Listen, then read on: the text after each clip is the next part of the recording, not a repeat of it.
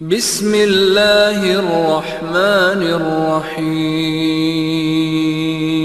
ولا تموتن إلا وأنتم مسلمون يا أيها الناس اتقوا ربكم الذي خلقكم من نفس واحدة وخلق منها زوجها وبث منهما رجالا كثيرا ونساء واتقوا الله الذي تساءلون به والأرحام إن الله كان عليكم رقيبا يا أيها الذين آمنوا اتقوا الله وقولوا قولا سديدا يصلح لكم أعمالكم ويغفر لكم ذنوبكم ومن يطع الله ورسوله فقد فاز فوزا عظيما أما بعد فإن أصدق الحديث كتاب الله وأحسن الهدي هدي محمد صلى الله عليه وسلم وشر الأمور محدثاتها وكل محدثة بدعة وكل بدعة ضلالة وكل ضلالة في النار۔ محترم و مکرم حاضرین مجلس، بزرگان دین و ملت، عزیز دوستو اور پردہ نشین ماں و بہنوں، گزشتہ درس میں آپ کے سامنے عمر فاروق رضی اللہ تعالی عنہ کے مقام و مرتبے کے بارے میں چند باتیں پیش کی گئی تھی، اور ساتھ میں یہ بھی کہا گیا تھا کہ انشاءاللہ ہمارا اگلا درس عمر فاروق رضی اللہ تعالیٰ عنہ کے قصہ شہادت کے بارے میں ہوگا۔ اللہ کے رسول صلی اللہ علیہ وسلم نے اپنی زندگی میں ہی عمر فاروق رضی اللہ تعالیٰ عنہ کو یہ خوشخبری سنائی تھی کہ انہیں شہادت کی موت نصیب ہوگی۔ صحیح بخاری کے اندر روایت موجود ہے، اور بھی دیگر کتب حدیث میں یہ حدیث موجود ہے۔ رسول اللہ صلی اللہ علیہ وسلم ابو بکر صدیق رضی اللہ تعالی عنہ، عمر فاروق رضی اللہ تعالی عنہ اور عثمان غنی رضی اللہ تعالی عنہ احد پہاڑ کے اوپر موجود تھے، اور پہاڑ کانپنے لگا، لرزنے لگا۔ تو رسول اللہ صلی اللہ علیہ وسلم نے فرمایا اثبت یا احد فإن علیک نبی وصدیق وشہیدان، کہ اے احد اپنی جگہ پر برقرار رہ، ابھی تمہارے اوپر ایک نبی، ایک صدیق اور 2 شہید کھڑے ہیں۔ اللہ کے رسول نبی تھے، صدیق ابو بکر صدیق، اور 2 شہید کون تھے؟ عمر فاروق اور عثمان غنی رضی اللہ تعالی عنہما۔ تو اللہ کے رسول صلی اللہ علیہ وسلم نے اس حدیث میں عمر فاروق رضی اللہ تعالیٰ عنہ کو اپنی زندگی میں ہی شہادت کی موت کی خوشخبری سنا دی تھی۔ عمر فاروق رضی اللہ تعالیٰ عنہ دعا کیا کرتے تھے کہ اللہ مجھے شہادت کی موت نصیب فرما، اور مدینے کے اندر مجھے موت نصیب فرما۔ صحابہ اکرام تعجب کرتے کہ امیر المؤمنین یہ کیسی دعا مانگ رہے ہیں، یہ آخر کیسے ممکن ہے کہ مدینے کے اندر وفات ہو اور وہ بھی شہادت کی وفات ہو؟ کیونکہ ان کے زمانے میں مدینہ صرف اور صرف مسلمانوں کا مسکن تھا، غیر مسلمین کا داخلہ منع تھا۔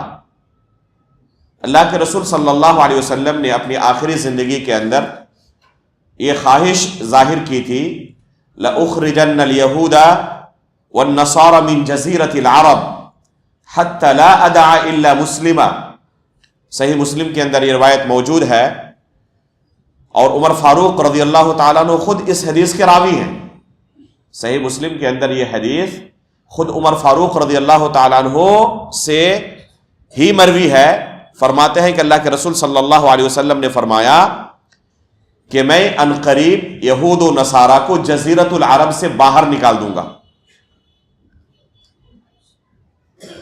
اور صرف جزیرۃ العرب کے اندر مسلمانوں کو ہی باقی رکھوں گا۔ لیکن بالفعل اللہ کے رسول کے زمانے میں یہ خواہش اللہ کے رسول کی پوری نہیں ہو سکی۔ عمر فاروق رضی اللہ تعالیٰ عنہ جب خلیفہ بنے تو اس معاملے میں بڑی سختی دکھائی،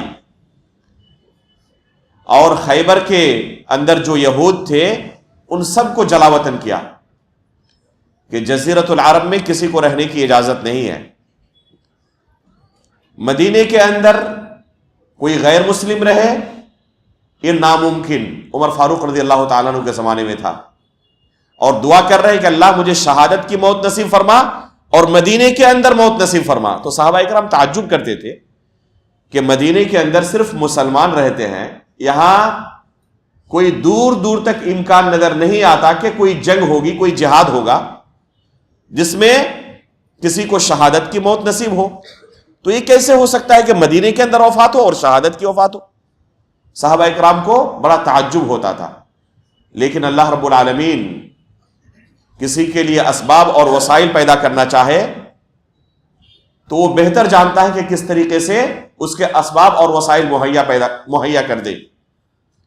چنانچہ عمر فاروق رضی اللہ تعالیٰ عنہ کی یہ دعا اللہ کی بارگاہ میں قبول بھی ہوئی، اور لوگوں نے دیکھا بھی کہ مدینے کے اندر ہی وفات ہوئی اور شہادت کی موت نصیب ہوئی، بلکہ محراب رسول کے اندر مصلی رسول میں عمر فاروق رضی اللہ تعالیٰ عنہ کو دوران نماز شہادت کی موت نصیب ہوئی ہے۔ امام بخاری رحمہ اللہ نے اپنی صحیح کے اندر تفصیل کے ساتھ عمر فاروق رضی اللہ تعالیٰ عنہ کی شہادت کا قصہ بالکل صحیح سند سے بیان کیا ہے۔ صحیح بخاری کی، صحیح مسلم کی تمام احادیث پر علماء امت کا اجماع ہے کہ تمام کی تمام صحیح ترین حدیثیں ہیں، صرف صحیح ترین نہیں بلکہ صحت کے اعلیٰ معیار پر یہ حدیث فائز ہے۔ تو امام بخاری رحمہ اللہ نے عمر فاروق رضی اللہ تعالیٰ عنہ کی شہادت کا واقعہ تفصیل کے ساتھ اپنی صحیح کے اندر بیان کیا ہے۔ بابو قصۃ البیعہ والاتفاق علی عثمان بن عفان وفیہ مقتل عمر بن الخطاب رضی اللہ تعالی عنہ، یہ باب ہے باب و فضائل الصحابہ کے، کتاب و فضائل الصحابہ کے اندر۔ اس باب میں امام بخاری رحمہ اللہ نے تفصیل کے ساتھ عمرو بن میمون رحمہ اللہ کے طریق سے اس قصے کو بیان کیا ہے۔ اسی طرح امام مسلم رحمہ اللہ نے بھی اس قصے کو معدان ابن ابی طلحہ رحمہ اللہ کے طریق سے صحیح مسلم کے اندر بیان کیا ہے۔ دوسرے بے شمار محدثین اور مؤرخین نے اس قصے کو تفصیل کے ساتھ بیان کیا ہے کہ کیسے عمر فاروق رضی اللہ تعالیٰ عنہ کو شہادت کی موت نصیب ہوئی۔ چونکہ سب سے صحیح روایت صحیح بخاری کی روایت ہے، تمام کتب حدیث سے اور تاریخ کی کتابوں سے جو قصہ سامنے آتا ہے کہ کیسے عمر فاروق رضی اللہ تعالیٰ عنہ کو شہادت کی موت نصیب ہوئی، وہ قصہ اس طرح ہے کہ جیسے کہ عمرو بن میمون رحمہ اللہ کی روایت ہے جو صحیح بخاری کے اندر موجود ہے، فرماتے ہیں کہ جس دن عمر فاروق رضی اللہ تعالیٰ عنہ کی وفات ہوئی، فجر کی نماز کا وقت تھا اور خود میں مسجد میں باجماعت نماز ادا کرنے والوں میں سے تھا، لیکن پہلی صف میں موجود نہیں تھا، دوسری صف میں تھا۔ میرے درمیان اور عمر فاروق رضی اللہ تعالیٰ عنہ کے درمیان عبداللہ بن عباس رضی اللہ تعالیٰ عنہ موجود تھے۔ کیوں پہلی صف میں موجود نہیں تھا یہ بھی بیان کر رہے ہیں۔ وجہ یہ ہے کہ عمر فاروق رضی اللہ تعالیٰ عنہ بڑی ہیبت والے تھے، ان کی شخصیت رعب و دبدبہ والی تھی، اور جب تک صف کو اچھی طریقے سے سیدھی نہ کر لیتے نماز کے لیے کھڑے نہیں ہوتے، جماعت قائم نہیں کرتے۔ یہاں تک کہ کوئی اگر صف سے آگے پیچھے ہوتا تو درے سے مارتے بھی، بڑے سخت تھے اس معاملے میں۔ صف سیدھی ہونی چاہیے، اس کے بعد ہی نماز شروع ہوگی۔ ان کی ہیبت کی وجہ سے کہتے ہیں کہ میں جان بوجھ کر پہلی صف میں نہیں تھا، دوسری صف میں تھا۔ ان کا سامنا کرنا آسان نہیں تھا۔ عبداللہ بن عباس رضی اللہ تعالیٰ عنہ میرے سامنے تھے پہلی صف میں، اور میں ان کے پیچھے دوسری صف میں تھا۔ عبداللہ بن عباس رضی اللہ تعالیٰ عنہ ان کی عمر بہت زیادہ نہیں تھی، لیکن عمر فاروق رضی اللہ تعالیٰ عنہ کے بڑے چہیتے تھے، انتہائی محبوب تھے عمر فاروق رضی اللہ تعالیٰ عنہ کے نزدیک، بلکہ اپنے بیٹے عبداللہ بن عمر سے زیادہ عبداللہ بن عباس رضی اللہ تعالیٰ عنہ سے محبت کرتے تھے۔ کس وجہ سے؟ ان کے علم کی وجہ سے۔ انتہائی ذہین و فطین، قرآن کریم کے سب سے بڑے مفسر. اس وجہ سے عبداللہ بن عباس رضی اللہ تعالیٰ عنہ کو اپنے ساتھ ہمیشہ رکھتے عمر فاروق رضی اللہ تعالیٰ عنہ. بلکہ بدری صحابہ کے ساتھ جب کسی خاص میٹنگ میں شریک ہوتے, اس موقع پر بھی عبداللہ بن عباس رضی اللہ تعالیٰ عنہ کو اپنے ساتھ لے کے آتے. ایک مرتبہ بعض صحابہ کرام نے آپس میں کانافوسی کی کہ پتہ نہیں امیر المؤمنین کو کیا ہو گیا, اس چھوٹے سے بچے کو کبار صحابہ کے ساتھ جب میٹنگ ہوتی ہے تب بھی حاضر کر دیتے ہیں, عام اوقات میں الگ بات ہے. جب عمر فاروق رضی اللہ تعالیٰ عنہ کو خبر پہنچی تو انہوں نے جان بوجھ کر عبداللہ بن عباس رضی اللہ تعالیٰ عنہ کو طلب کیا, اور ان صحابہ اکرام کو, کبار صحابہ کو طلب کیا, اور ان سے سورۃ النصر کی تفسیر پوچھی. اذا جاء نصر اللہ والفتح ورأيت الناس يدخلون في دين الله افواجا فسبح بحمد ربك واستغفر انه كان توابا. ایک ایک کر کے تمام صحابہ سے پوچھا کہ اس کی تفسیر آپ کیا سمجھتے ہیں, بتائیں. جو ظاہری معنی تھا اس سورت کا سب نے بیان کیا. آخر میں عبداللہ بن عباس رضی اللہ تعالیٰ عنہ سے پوچھا کہ بیٹے آپ بتائیں, کیا آپ بھی وہی معنی سمجھ رہے ہیں جو ان لوگوں نے بیان کیا, یا کوئی الگ معنی آپ کی نظر میں ہے؟ تو انہوں نے کہا کہ میں یہ معنی نہیں سمجھ رہا ہوں جو ان لوگوں نے بیان کیا ہے. اس سورے کے اندر رسول اللہ صلی اللہ علیہ وسلم کی وفات کی خبر دی گئی ہے. انتہائی باریک نظر تھی. بظاہر اس سورے کو 10 مرتبہ پڑھے, کہیں سے آپ کو نظر نہیں آئے گا کہ اللہ کے رسول کی وفات کی کوئی خبر ہے. لیکن عبداللہ بن عباس کی نظر اتنی گہری تھی, انہوں نے اس سورے سے استدلال کیا کہ اس میں اللہ کے رسول صلی اللہ علیہ وسلم کی وفات کی خبر دی گئی ہے. عمر فاروق رضی اللہ تعالیٰ عنہ کہتے ہیں میں بھی وہی معنی سمجھتا ہوں جو آپ نے بیان کیا. اس سورے کے اندر اللہ کے رسول کی وفات کی خبر دی گئی ہے. تو عبداللہ بن عباس رضی اللہ تعالیٰ عنہ عمر میں بہت زیادہ بڑے نہ ہونے کے باوجود امام کے پیچھے کھڑے ہوتے تھے. اس حدیث سے کیا پتا چلا کہ اگر کوئی عمر میں چھوٹا بھی ہو لیکن علم میں بڑا ہو تو کوئی حرج نہیں, وہ امام کے پیچھے کھڑا ہو سکتا ہے. اللہ کے رسول صلی اللہ علیہ وسلم کی حدیث ہے لِيَلِيَنِ مِنْكُمْ أُولُو الْأَحْلَامِ وَالنُّهَى, امام کے پیچھے فوراً کھڑے ہونے کے لیے ہر ایک کو شریعت نے جگہ نہیں دی ہے. یہ جگہ خاص ہے. کوئی نہیں کہہ سکتا کہ فلاں شخص ہمیشہ کیوں کہیں کھڑا رہتے ہیں. اگر وہ علم و فضل کے اندر اونچا مقام رکھتے ہیں تو ان کی جگہ امام کے جسٹ پیچھے ہے. ہر کوئی اس جگہ پر نہیں کھڑا ہو سکتا. یہ خود اللہ کے رسول صلی اللہ علیہ وسلم کا فرمان ہے کہ اس جگہ پر میرے جسٹ پیچھے کون کھڑے ہوں گے؟ اولو الاحلام والنہی, جو عقل مند ہے, علم و فضل والے ہیں, وہ لوگ کھڑے ہوں گے. کیوں؟ کسی بھی وقت امام کو پیچھے سے لقمے کی ضرورت پڑ سکتی ہے, تنبیہ کی ضرورت پڑ سکتی ہے, یا ایسا بھی ہو سکتا ہے کہ وہ اپنی نماز جاری رکھ سکے اور کسی کو اپنی جگہ پر امامت کے لیے کھڑے کرنے کی ضرورت پڑے.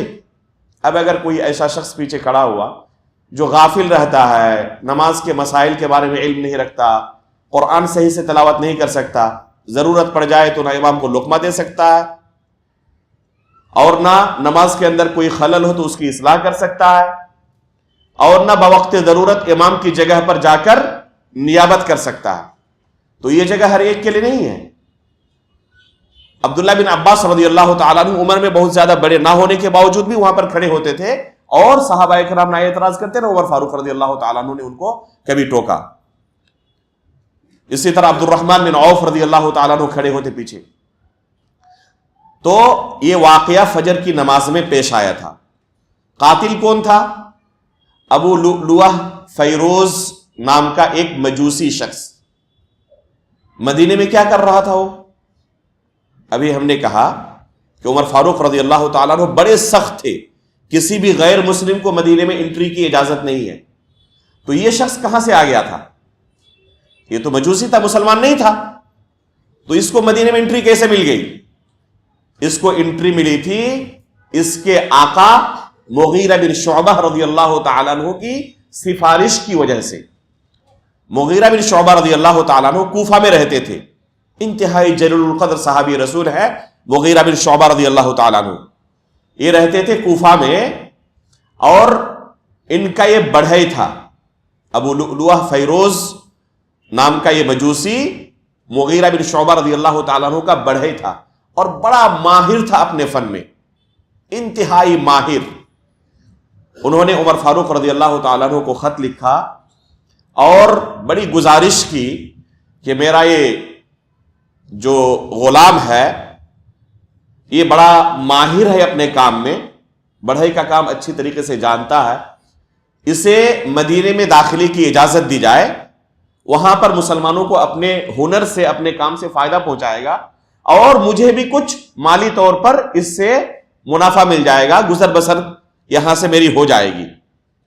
چنانچہ اس جلیل القدر صحابی کی درخواست کو بلکہ اصرار کو امیر المؤمنین عمر بن خطاب رضی اللہ تعالیٰ عنہ نظر انداز نہیں کر سکے اور اس مجوسی کو خصوصی اجازت دی مدینے میں داخلے کی۔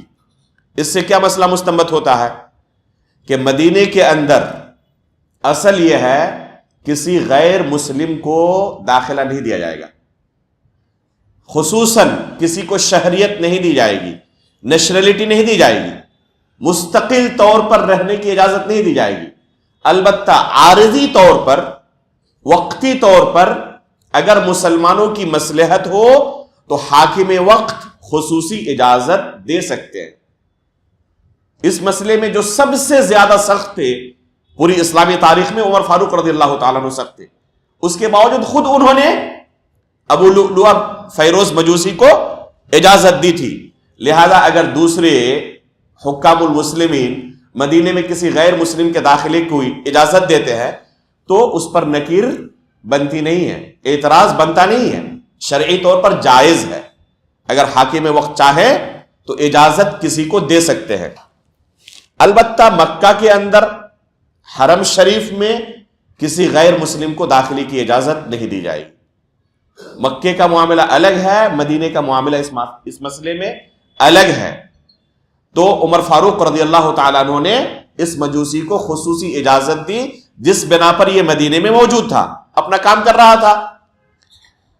مغیرہ بن شعبہ رضی اللہ تعالیٰ عنہ نے اس پر یومیہ 4 درہم کا چارج لگایا تھا کہ روزانہ تم جو کچھ کماؤ گے تمہارا اپنا رہے گا، 4 درہم مجھے دے دیا کرنا روزانہ۔ اس سے یہ مسئلہ ثابت ہوا کہ مالک اگر کسی سے اس طرح ایگریمنٹ کر لے تو جائز ہے، کوئی حرج نہیں ہے کہ جتنا تم کماؤ گے تمہارا اپنا ہے، اس میں مجھے کوئی دخل اندازی نہیں دینی، بس مجھے اتنا مبلغ روزانہ چاہیے۔ تو اس طریقے سے ایگریمنٹ جائز ہے۔ مغیرہ بن شعبہ رضی اللہ تعالیٰ عنہ نے یہی ایگریمنٹ کیا ہوا تھا کہ 4 درہم روزانہ مجھے دے دیا کرنا، یہ دیا کرتا تھا۔ ایک دن کا معاملہ یہ ہے، عمر فاروق رضی اللہ تعالیٰ عنہ کے گھر میں ایک دروازہ تھا جس میں کچھ کام کی ضرورت تھی۔ اس بڑھے کو بلایا اپنے گھر میں اس دروازے کے کام کے لیے، آیا اور اپنے مالک مغیرہ بن شعبہ رضی اللہ تعالیٰ عنہ کی شکایت کی۔ کیا شکایت کی؟ کہ میرے جو مالک ہیں مغیرہ بن شعبہ رضی اللہ تعالیٰ عنہ، یہ مجھ سے بہت زیادہ ٹیکس وصول کرتے ہیں، چارج بہت زیادہ لگاتے ہیں۔ پوچھا کتنا؟ کہا کہ روزانہ 4 درہم۔ تو عمر فاروق رضی اللہ تعالیٰ عنہ نے کہا کہ جتنا تم کماتے ہو اس حساب سے کچھ بھی نہیں ہے، یہ جتنا تم کماتے ہو اس حساب سے 4 درہم تو کچھ بھی نہیں ہے، اس لیے اللہ سے ڈرو، اسے ظلم نہ کہو اور اس پر صبر کرو، اپنا کام جاری رکھو۔ تو اس سے سخت ناراض ہو گیا، یہیں سے اپنے دل کے اندر دشمنی پال لی کہ امیر المؤمنین کو مجھے قتل کرنا ہے۔ یہیں سے شروعات ہوئی اس کے دل میں، عمر فاروق رضی اللہ تعالیٰ عنہ کا بغض یہیں سے داخل ہوا۔ چنانچہ جا کر لوگوں کے درمیان کہا کہ ان کے عدل و انصاف کا بڑا چرچا ہے اور حقیقت میں عدل و انصاف کرتے بھی ہیں، اس نے اقرار بھی کیا، لیکن میرے معاملے میں انہوں نے انصاف نہیں کیا، میرے ساتھ ظلم کیا۔ مسند ابو یعلا کے اندر جو روایت آئی ہے اس میں ہے کہ عمر فاروق رضی اللہ تعالیٰ عنہ نے اسے کہہ تو دیا کہ صبر کرو، یہ ٹیکس بہت زیادہ نہیں ہے، یہ چارج بہت زیادہ نہیں ہے، لیکن عمر فاروق رضی اللہ تعالیٰ عنہ کی نیت میں تھا کہ میں خصوصی طور پر مغیرہ بن شعبہ سے بات کروں گا اور اس چارج کو کم کرنے کے لیے درخواست کروں گا کہ اگر ممکن ہو سکے تو آپ اس میں تخفیف کر دیں. مسند ابو یعلا کی روایت میں یہ چیز صراحت کے ساتھ موجود ہے. اس کے سامنے تو ظاہر نہیں کیا، لیکن امیر المومنین خود سوچ رہے تھے کہ مغیرہ بن شعبہ سے بعد میں بھی بات کروں گا اور کہوں گا کہ اس ٹیکس کو آپ تھوڑا کم کریں، جتنا ممکن ہو سکے تخفیف کریں اس پر. بہرحال اس طریقے سے یہ مدینے کے اندر اس کے بعد امیر المؤمنین کے لیے اپنے دل میں بغض و نفرت لیے ہوئے زندگی گزر بسر کرتا رہا. اس دوران انہوں نے پلاننگ کرنا شروع کر دیا کہ کس طریقے سے امیر المؤمنین کو قتل کر سکتا ہے. ایک خنجر بنایا، خود مستری تھا، ماہر تھا. ایک خنجر بنایا 2 پھل والا، یعنی دونوں طرف سے کسی کو مارا جا سکے. اس کا جو ہینڈل تھا وہ بیچ میں تھا. اس کی جو صفت آئی ہے کہ جو ہینڈل تھا وہ بیچ میں تھا، بیچ میں پکڑ کر دونوں طرف سے لوگوں پر وار کیا جا سکے. یہاں تک کہ پہلے ہی امیر المؤمنین کو ایک مرتبہ دھمکی بھی دے چکا تھا. کس طرح کی دھمکی؟ عمر فاروق رضی اللہ تعالیٰ عنہ ایک مرتبہ گزرے اور یہ کام کر رہا تھا. کہا عمر فاروق رضی اللہ تعالیٰ عنہ نے اس سے کہ مجھے خبر ملی ہے تم ایسی چکی بنا سکتے ہو جو ہوا کے سہارے چل سکے اور گیہوں پیس سکے. اتنا ماہر تھا اس زمانے میں. دیکھیں ایسی ٹیکنالوجی وہ ایجاد کر چکا تھا.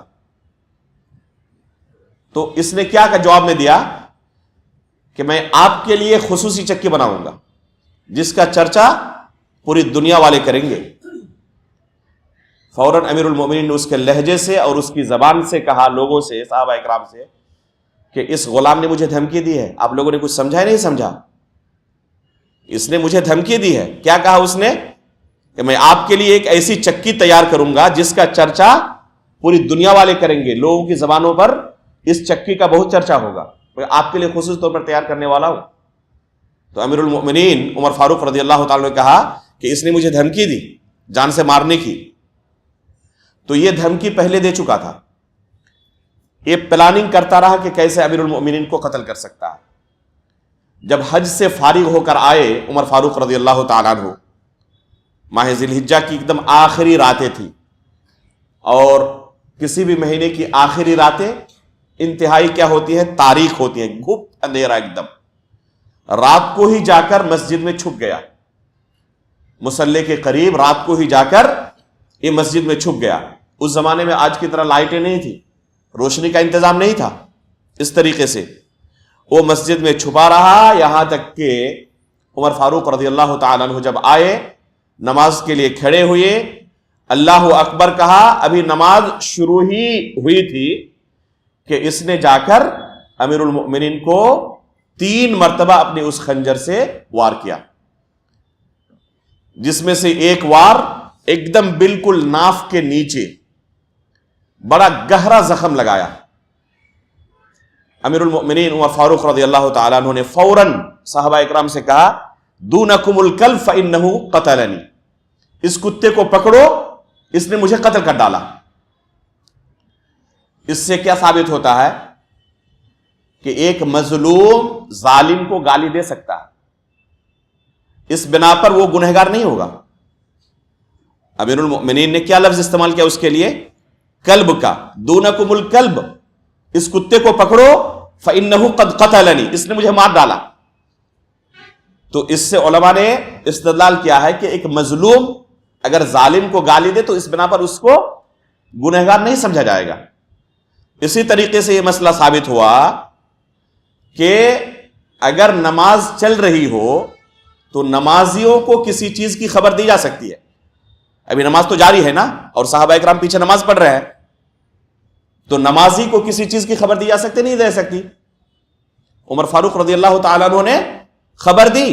تو اس سے پتا چلا کہ دوران نماز نمازیوں کو کسی چیز کی خبر دی جا سکتی ہے، جائز ہے، اس میں کوئی حرج نہیں ہے. اور اس کی متعدد دلیلیں موجود ہیں حدیث رسول کے اندر. اس کی متعدد دلیلیں موجود ہیں کہ دوران نماز کسی کو نماز کی خبر دی جا سکتی ہے.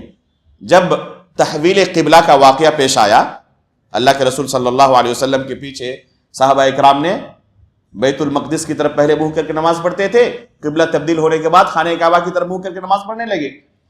تو ایک صحابی کا گزر ہوا ایک مسجد کے سامنے سے، روایت کے اندر متعدد باتیں ہیں کہ یہ کون سی مسجد تھی، کسی میں مسجد قباء کا تذکرہ ہے، کسی میں مسجد بنی عمرو بن سلمہ کا تذکرہ ہے جسے آج مسجد قبلتین کہا جاتا ہے، اور یہی مشہور ہے مسجد کہ مسجد قبلتین ہے، یعنی ایک ہی نماز کو دو قبلے کی طرف صحابہ اکرام نے پڑھا تھا، اس وجہ سے دو قبلوں والی مسجد اسے کہا جاتا ہے۔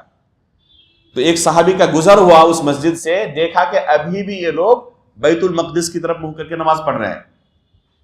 نماز کی حالت میں ہی کہا کہ آپ کو پتا نہیں قبلہ بدل چکا ہے، اب ہمارا قبلہ خانہ کعبہ کی طرف ہو چکا ہے۔ صحابہ اکرام نے نماز کی حالت میں ہی اپنا قبلہ بدل لیا۔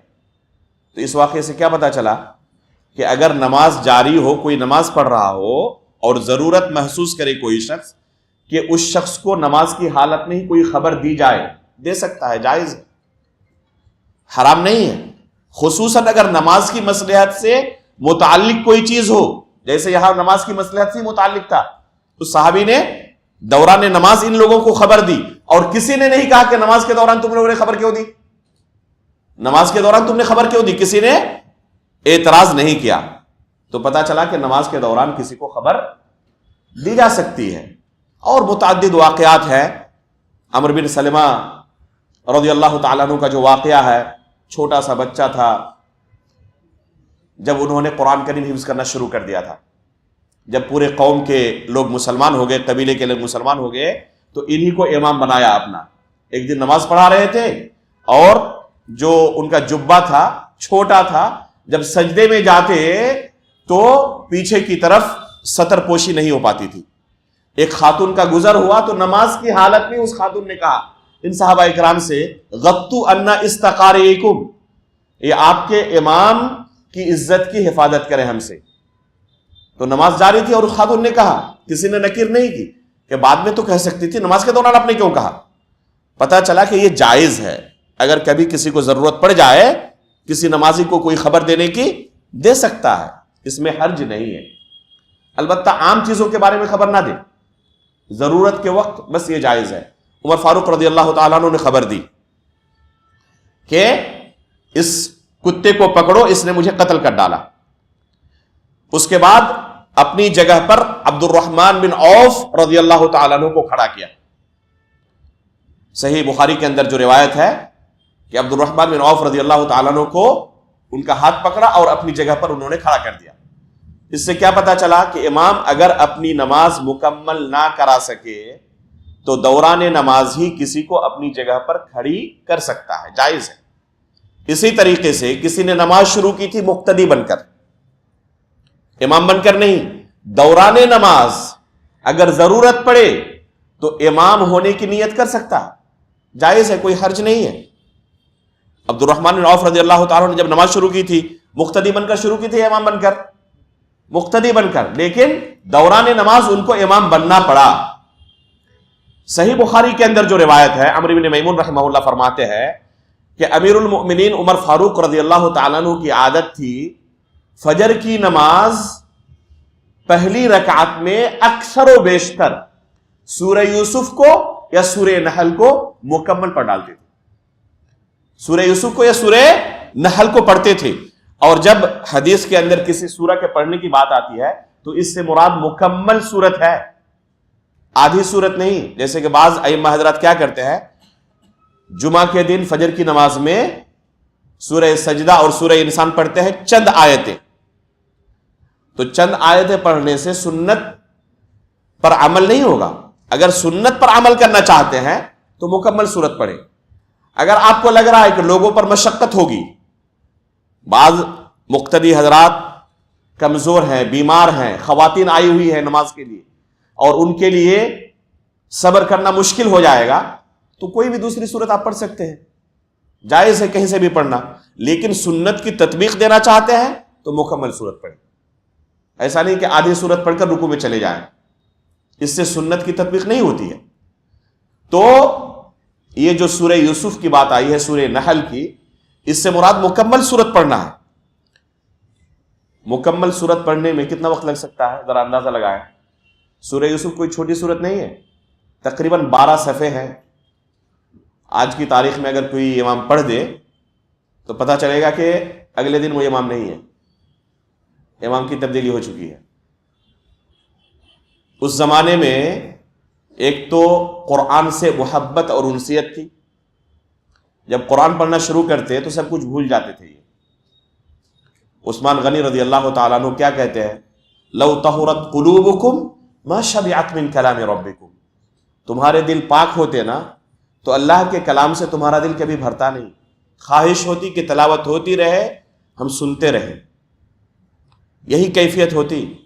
ابو بکر صدیق رضی اللہ تعالیٰ عنہ کی وفات کا کیا کہتے ہیں کہ اللہ کے رسول کی وفات کا قصہ آپ کے سامنے بیان کیا گیا۔ اس وقت ابو بکر صدیق رضی اللہ تعالیٰ عنہ کو کیا کہا؟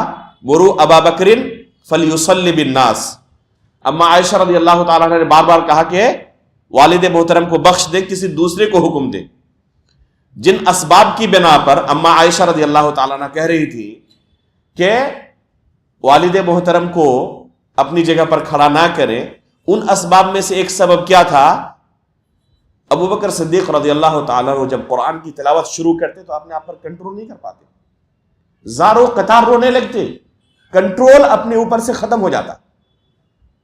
تو اس وجہ سے کہا کہ کسی دوسرے کو امام بنائیں، اگر ان کو امام بنائیں تو لوگوں کو قرآن ہی نہیں سنا پائیں گے، یہ روتے ہی رہیں گے قرآن کی جب تلاوت شروع کریں گے تو اس طرح اگر قرآن میں کوئی ڈوب جائے تو اسے احساس ہوگا؟ اسے احساس نہیں ہوگا۔ لیکن کسی کا دل گھر میں پڑا ہوا ہے، مارکیٹ میں پڑا ہوا ہے، تو ظاہر سی بات ہے ایک ایک منٹ اس کے اوپر بھاری گزر رہا ہوگا، وہ صبر نہیں کر پائے گا۔ عمر فاروق رضی اللہ تعالیٰ عنہ مکمل سورہ یوسف ختم کر دیتے تھے۔ اس سے یہ بھی ثابت ہوتا ہے کہ غلس میں فجر کی نماز شروع کرتے، غلس میں یعنی جیسے ہی وقت داخل ہو، ابھی تاریکی ہے اور نماز شروع کر دے، کیونکہ اسفار میں اگر شروع کرتے اور مکمل سورہ یوسف پڑھیں تو سورج طلوع ہو جائے گا، وقت ہی ختم ہو جائے گا۔ تو یہ حدیث بھی اس بات کی دلیل ہے کہ صحابہ اکرام فجر کی نماز اول وقت میں پڑھا کرتے تھے، وقت تھوڑا گزرنے کے بعد نہیں، جیسے کہ آج کل بعض مسجدوں میں ہم دیکھتے ہیں کہ ایک دم اجالا ہونے کے بعد فجر کی نماز شروع کرتے ہیں۔ یہ سنت کے خلاف ہے، صحابہ اکرام کے عمل کے خلاف ہے۔ یہاں پر دیکھیں امام کی فقہ کو، امام کو فقیہ ہونا چاہیے۔ اسی مصلی پر صحابہ اکرام پیچھے نماز پڑھ رہے ہیں، عادت بن چکی ہے طویل سے طویل نماز پڑھنے کی۔ اب ایک حادثہ ہو چکا ہے، امیر المؤمنین کو کسی نے زخمی کر دیا ہے۔ اب عبد الرحمن بن عوف رضی اللہ تعالیٰ عنہ کو جب عمر فاروق رضی اللہ تعالیٰ عنہ نے اپنی جگہ پر کھڑا کیا تو عبد الرحمن بن عوف رضی اللہ تعالیٰ عنہ نے جب نماز مکمل کرائی تو کن سورتوں کی تلاوت کی؟ قرآن کی سب سے چھوٹی 2 سورتوں کا انتخاب کیا، انا اعطیناک الکوثر اور اذا جاء نصر اللہ والفتح۔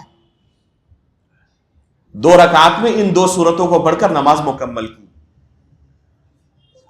تو یہاں کیا مسئلہ ثابت ہوا کہ حالات کے حساب سے نماز کو طویل بھی ہونی چاہیے اور چھوٹی بھی ہونی چاہیے۔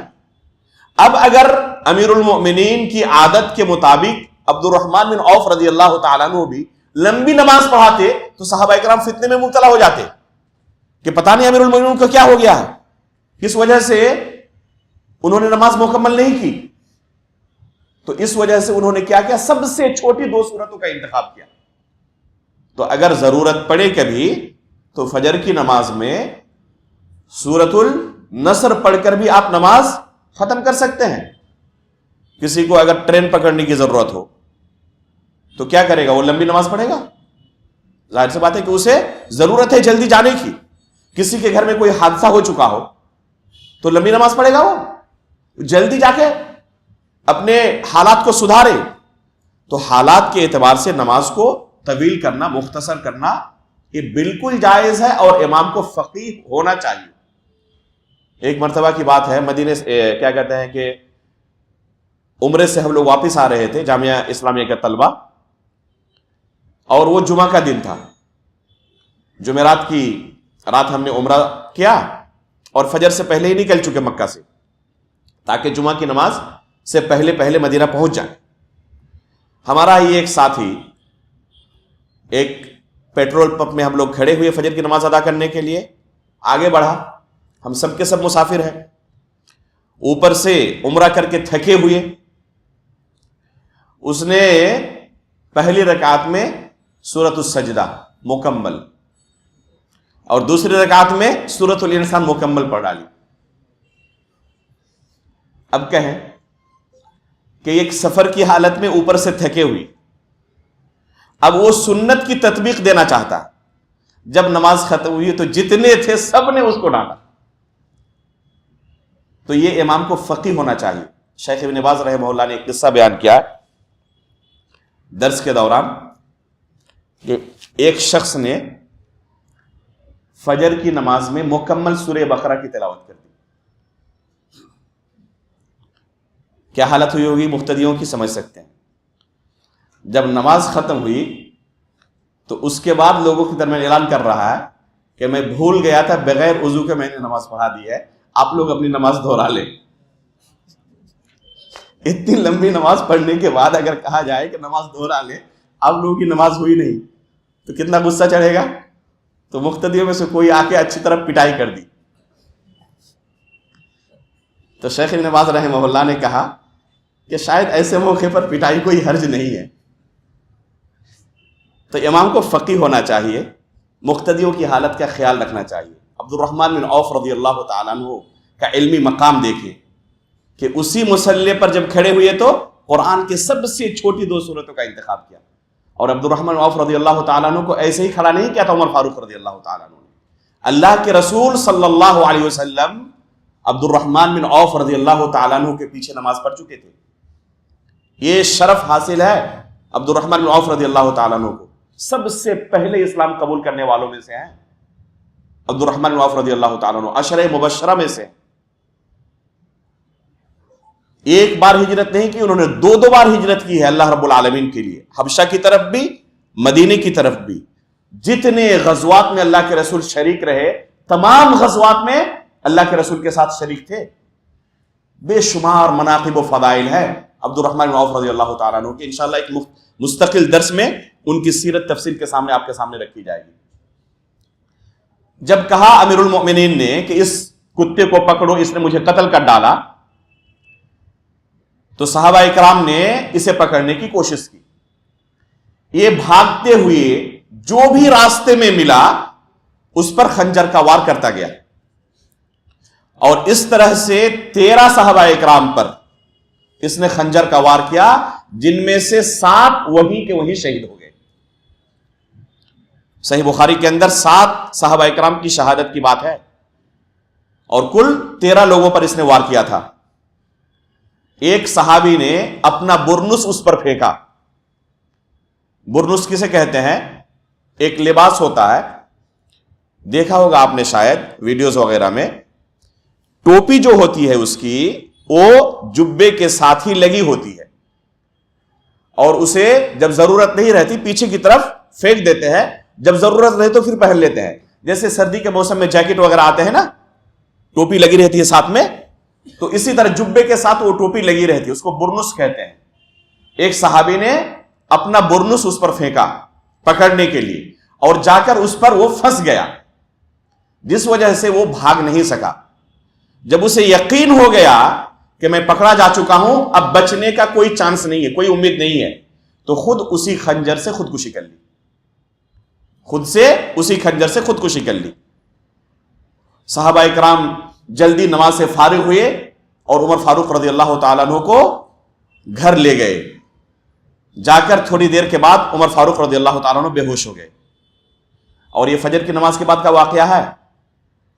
بے ہوش ہو جانے کے بعد صحابہ اکرام ہوش میں لانے کی ان کو کوشش کرتے رہے، خصوصاً جب ایک دم اسفار ہو گیا اور فجر کی نماز کا وقت بالکل ختم ہونے کی طرف آیا، تو صحابہ اکرام نے کہا کہ وقت ایک دم نکلا جا رہا ہے فجر کی نماز کا، اور عمر فاروق رضی اللہ تعالیٰ عنہ کی نماز ابھی بھی باقی ہے، فجر کی نماز وہ مکمل نہیں کر پائے ہیں۔ تو کسی نے کہا کہ ان کو ہوش میں لانے کی کوشش کریں۔ انہوں نے کوشش شروع کی، آواز دی، کافی کوشش کی، لیکن کوئی حرکت نہیں. کسی نے کہا, کسی طرف سے آواز آئی کہ نماز کی یاد دلائیں, اگر کچھ بھی رمق ہوگی تو فوراً حرکت کریں گے. یہ نماز کا جو معاملہ ہے نا, اتنا محبوب عمل تھا. تو کسی نے کہا امیر المومنین نماز کا وقت بالکل ختم ہونے کو ہے, فوراً جسم میں حرکت ہوئی. اور اس حالت میں کہہ رہے ہیں نعم لا حظ فی الاسلام لمن ترک الصلاۃ, کہ اگر کسی نے نماز چھوڑ دی تو اسلام کے اندر اس کا ذرہ برابر کوئی حصہ باقی نہیں رہتا. اس حالت میں بھی نماز ادا کروں گا میں. اور فوراً پانی منگایا, وضو کیا. اس سے کیا پتہ چلتا ہے کہ عقل اگر زائل ہو جائے, کوئی شخص بے ہوش ہو جائے تو اس سے وضو ٹوٹ جاتا ہے. اسی وضو سے نماز نہیں پڑھی انہوں نے, پانی منگایا, دوبارہ وضو کیا. اس سے ثابت ہوتا ہے کہ اگر کوئی شخص بے ہوش ہو جائے, عقل زائل ہو جائے, مثلا کوئی سو گیا تو اس کے پاس عقل رہتی ہے, اسے کچھ پتہ نہیں رہتا کہ آس پاس کیا کچھ چل رہا ہے, تو اسے نماز پڑھنے کے لیے دوبارہ وضو کرنے کی ضرورت ہے. انہوں نے پانی منگایا, وضو کیا اور گھر میں ہی نماز ادا کی, دوبارہ مسجد نہیں گئے. اس سے کیا پتہ چلتا ہے کہ بوقت ضرورت گھر میں فرض نماز بھی ادا کی جا سکتی ہے, کوئی حرج نہیں ہے, جائز ہے یہ. خصوصاً اگر مسجد میں جماعت ختم ہو چکی ہو تو فرض نماز گھر میں بھی ادا کر سکتے ہیں, بلکہ با جماعت بھی اگر ادا کرنا چاہے تو کی جا سکتی ہے. اللہ کے رسول صلی اللہ علیہ وسلم سے بھی یہ ثابت ہے. عبداللہ بن مسعود رضی اللہ تعالیٰ عنہ جیسے جلیل القدر صحابی سے بھی یہ عمل ثابت ہے. کوفہ کی ایک مسجد میں اپنے دو مشہور شاگردوں کے ساتھ عبداللہ بن مسعود رضی اللہ تعالیٰ عنہ مسجد گئے, علقمہ اور اسود. یہ دونوں جلیل القدر ان کے شاگرد ہیں. جیسے مسجد میں پہنچے دیکھا کہ جماعت ختم ہو چکی, تو مسجد میں انہوں نے دوبارہ نماز نہیں پڑھی, ان دونوں کو اپنے گھر لے آئے اور گھر میں آ کر ایک کو اپنے دائیں جانب ایک کو بائیں جانب کھڑا کیا اور جماعت کے ساتھ انہوں نے یہ نماز ادا کی. اس سے کیا پتہ چلتا ہے کہ اگر جماعت ختم ہو چکی ہو مسجد میں, کوئی کوشش کر رہا تھا جماعت کے ساتھ نماز پڑھنے کی, نہیں پڑھ سکا, جماعت ختم ہو گئی, تو گھر میں اس فرض نماز کو پڑھا جا سکتا ہے, کوئی حرج نہیں ہے. ہمارے بعض ساتھیوں نے بیان کیا, استاد محترم شیخ عبد المحسن العباد حافظہ اللہ کے تعلق سے ایک دن کا معاملہ ہے. آ رہے تھے مسجد نبوی میں نماز ادا کرنے کے لیے, جیسے ہی پہنچے گیٹ کی طرف اور امام نے سلام پھیر دی, تو انہوں نے کہا کہ ہم نے دیکھا شیخ عبد المحسن العباد حافظہ اللہ کو کہ وہ مسجد میں داخل نہیں ہوئی ہے نماز کے لیے. اللہ عالم مسجد نبوی کا یہ معاملہ تھا یا کسی دوسری مسجد کا معاملہ تھا, مجھے شک ہو رہا تھوڑا سا. بہرحال اور مسجد کے اندر داخل نہیں ہوئی ہے, واپس گئے اور گھر میں جا کر انہوں نے وہ نماز ادا کی. تو اللہ کے رسول سے بھی یہ ثابت ہے اور عبداللہ بن مسعود رضی اللہ تعالیٰ عنہ جیسے جلیل القدر صحابی سے بھی یہ ثابت ہے, اور عمر فاروق رضی اللہ تعالیٰ عنہ سے بھی ثابت ہے. جب ان کو خنجر مارا گیا تو یہ نہیں کہا کہ دوبارہ مجھے مسجد لے چلے, مسجد میں جا کے اس نماز کو ادا کروں گا, بلکہ گھر میں ہی انہوں نے وہ نماز ادا کی. البتہ ایک مسئلے کی طرف اور تنبیہ کر دوں, عبداللہ بن مسعود رضی اللہ تعالیٰ عنہ نے جو علقمہ اور اسود کو دائیں اور بائیں جانب کھڑا کیا تھا, ان کو اس مسئلے کے بارے میں نئے حکم کا علم نہیں تھا. یہ پہلا حکم تھا شریعت کی طرف سے کہ اگر 3 لوگ نماز پڑھ رہے ہوں تو امام بیچ میں کھڑے ہوں گے, مقتدی ایک دائیں ایک بائیں جانب کھڑے ہوں گے. یہ پہلا حکم تھا, لیکن بعد میں یہ حکم منسوخ ہو چکا تھا. دوسرے صحابہ اکرام کو اس مسئلے کے بارے میں دوسرے مسئلے کا بھی علم تھا. عبداللہ بن مسعود رضی اللہ تعالیٰ عنہ کو اس کا علم نہیں تھا. چونکہ دوسرے صحابہ اکرام سے ثابت ہے کہ ایسے موقع پر امام کو آگے بڑھنا چاہیے, امام اکیلے رہیں گے آگے اور مقتدی حضرات کیا رہیں گے, پیچھے رہیں گے. اگر کہیں پر جگہ نہ ہو آگے بڑھنے کی, پیچھے ہٹنے کی, تو ایسے موقع پر کھڑے ہو سکتے ہیں, کوئی حرج نہیں ہے.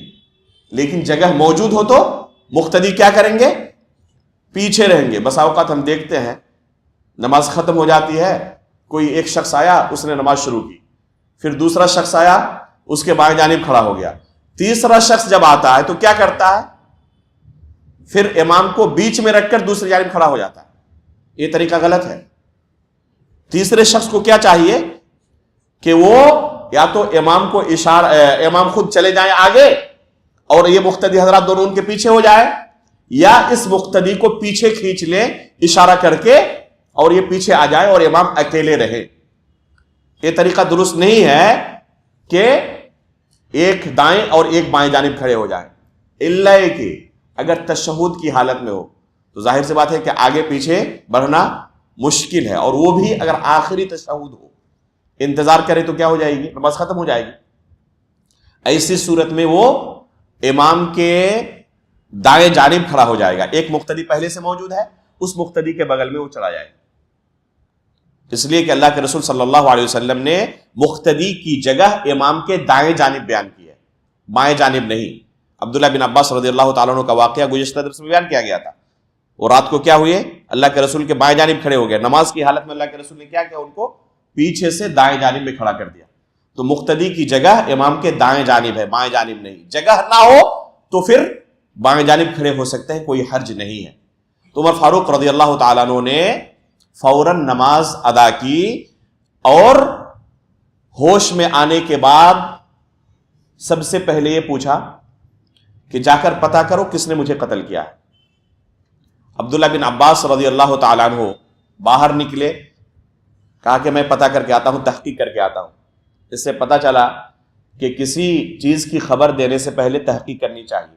سنی سنائی خبر پر اسے فارورڈ کرنا اور شیئر کرنا یہ اچھی بات نہیں ہے. آپ کو یقین ہو اسی خبر کو آگے پہنچائیں، یقین نہیں ہے خاموش رہے. عبداللہ بن عباس رضی اللہ تعالیٰ عنہ فوراً نکلے.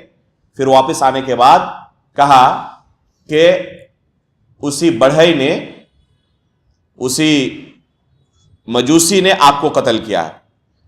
تو اللہ رب العالمین کا شکریہ ادا کیا. اللہ تیرا شکر ہے کسی ایسے شخص نے مجھے قتل نہیں کیا جس نے تیرے لیے سجدہ کیا ہو. یعنی کسی مسلمان کے ہاتھ میرا قتل نہیں ہوا، اس پر اللہ تیرا شکریہ ہے. کیونکہ اگر یہ مسلمان ہوتا تو اللہ رب العالمین کے یہاں کیس پہنچتا، مقدمہ ہوتا. اور کوئی مسلمان ہمارے جرم کی وجہ سے، ہمارے ساتھ بدسلوکی کی وجہ سے سزا بھوگتے، یہ پسند نہیں تھا صحابہ کرام کو. اس لیے جب سنا کہ یہ مسلمان نہیں تھا قاتل، غیر مسلم تھا، تو اللہ کا شکریہ ادا کیا کہ کسی مسلمان کے ہاتھ میں نہیں مارا گیا. فوراً ڈاکٹروں کو بلایا گیا. امیر المؤمنین کو سب سے پہلے نبیذ دی گئی. کھانے کے بعد، پینے کے بعد ایک دم اسی طرح سے وہ نبیذ پیٹ کے راستے سے جہاں خنجر سے وار کیا تھا اس مجوسی نے، وہاں سے پورا نکل گیا. نبیذ کا رنگ تھوڑا کیا ہوتا ہے؟ لال اور کالے کی طرح ہوتا ہے. تو کسی نے کہا کہ یہ خون ہے اور کسی نے کہا کہ یہ نبیذ ہے. یعنی اگر خون ہے تو خون تو پہلے سے نکل رہا تھا، لیکن اگر نبیذ پیے ہیں اور وہی جسم سے باہر نکل گیا، اس کا مطلب کہ اندر کی آنتیں تمام کی تمام کٹ چکی ہیں، اب بچنا ناممکن ہے. تو پھر ڈاکٹروں نے کہا کہ دودھ لایا جائے. اس سے بالکل کلیئر ہو جائے گا کہ وہ خون نکل رہا ہے یا جو کچھ پینے کے لیے دیا جائے وہ پیٹ میں باقی نہیں رہا، پورا نکل جا رہا. جیسے دودھ پیا تو بالکل وہ دودھ پورا باہر نکل گیا. تو ڈاکٹروں نے کہا کہ امیر المؤمنین اب آپ وصیت کریں. صاف صاف بیان کر دیا کہ اب بچنے کی کوئی امید نظر نہیں آ رہی ہے. اس سے یہ مسئلہ مستنبط ہوتا ہے کہ ڈاکٹروں کو ایک مریض کو سچی خبر دینی چاہیے. ڈاکٹروں نے بالکل سچی خبر دی کہ اب آپ کے بچنے کی امید نظر نہیں آ رہی ہے، اس لیے اب آپ وصیت کریں. جہاں سے جس نے یہ خبر سنی پورے مدینے کے اندر ہڑکم مچ گیا. یہاں تک کہ روایتوں کے اندر آتا ہے کہ اہل مدینے پر اس سے بڑی مصیبت آج تک نہیں آئی تھی اللہ کے رسول کی وفات کے بعد. اتنی بڑی مصیبت، جہاں گئے صحابہ کرام ہر ایک کو روتے بلکتے ہوئے پایا. امیر المؤمنین عمر بن خطاب رضی اللہ تعالیٰ عنہ اپنے بیٹے عبداللہ کو بلا کر کہا کہ سب سے پہلے اما عائشہ رضی اللہ تعالیٰ عنہ کے پاس جائیں اور ان سے اجازت طلب کریں کہ اللہ کے رسول اور ابو بکر صدیق رضی اللہ تعالیٰ عنہ کے بغل میں مجھے دفن ہونے کی اجازت دیں، کیونکہ یہ ان کی ملکیت میں جگہ تھی۔ اب عائشہ رضی اللہ تعالیٰ نے کے حجرے میں ان کو دفن کیا گیا تھا۔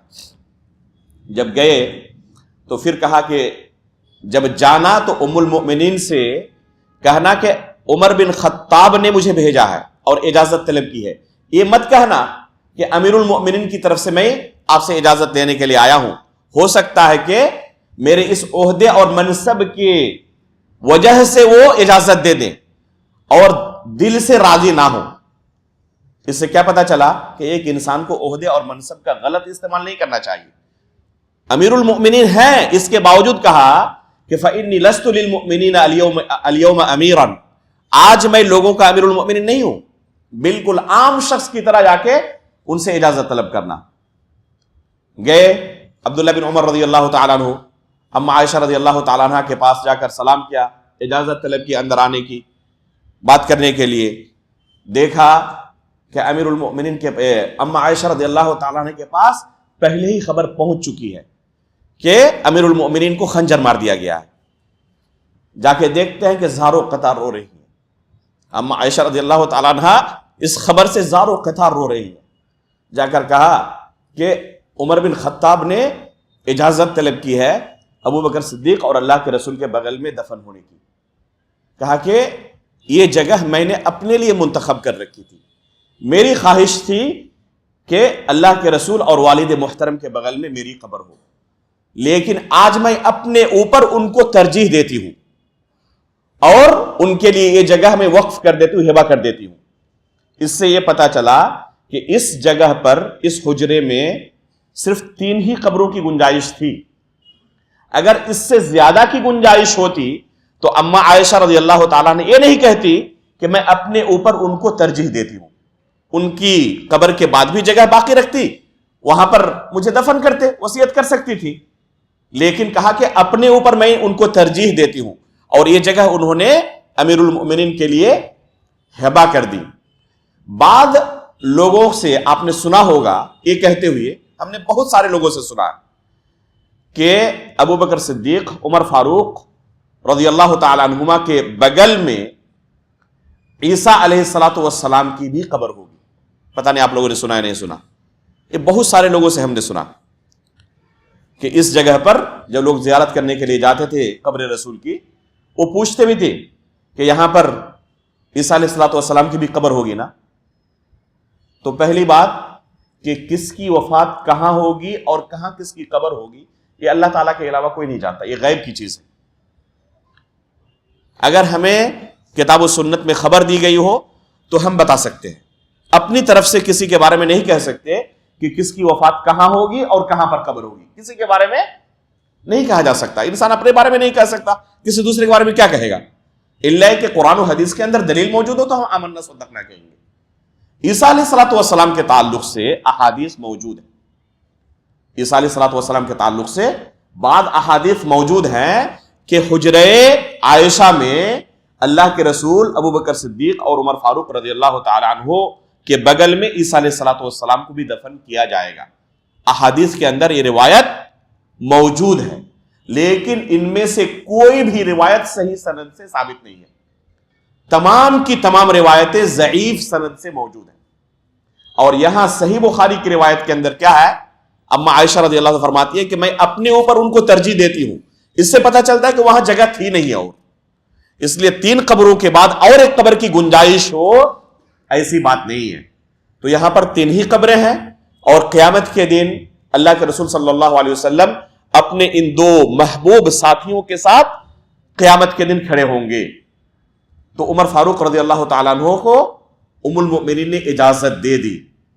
جیسے واپس آئے، عمر فاروق رضی اللہ تعالیٰ عنہ پوچھتے رہے صحابہ کرام سے، عبداللہ واپس آئے نہیں آئے؟ ادھر دل لٹکا ہوا ہے کہ ام المؤمنین کی طرف سے اجازت ملتی ہے یا نہیں ملتی، بار بار سوال کر رہے ہیں، عبداللہ واپس آئے نہیں آئے؟ جیسے ہی عبداللہ گھر میں داخل ہوئے، عبداللہ بن عمر رضی اللہ تعالیٰ عنہ، فوراً لوگوں نے کہا کہ عبداللہ بن عمر واپس آ گئے۔ کہا کہ مجھے اوپر بیٹھائیں، اٹھا کے بیٹھائیں۔ سوئے ہوئے تھے، ان کو ٹیک لگا کر بیٹھایا گیا اور کہا کہ کیا خبر لائے ہو؟ کہا کہ ام المؤمنین اجازت دے دی ہے۔ کہا کہ اس موقع پر اس سے بڑی کوئی خواہش نہیں تھی میری، سب سے بڑی یہی خواہش تھی کہ کاش کہ مجھے اللہ کے رسول کے بغل میں اور ابوبکر صدیق کے بغل میں جگہ مل جائے دفن ہونے کی، یہ سب سے بڑی میری خواہش تھی جو پوری ہو گئی۔ اس کے بعد کہا، وصیت کی کہ جب وفات ہو جائے جنازے کو لے کر جانا اور اندر داخل کرنے سے پہلے دوبارہ ام المومنین سے اجازت طلب کرنا۔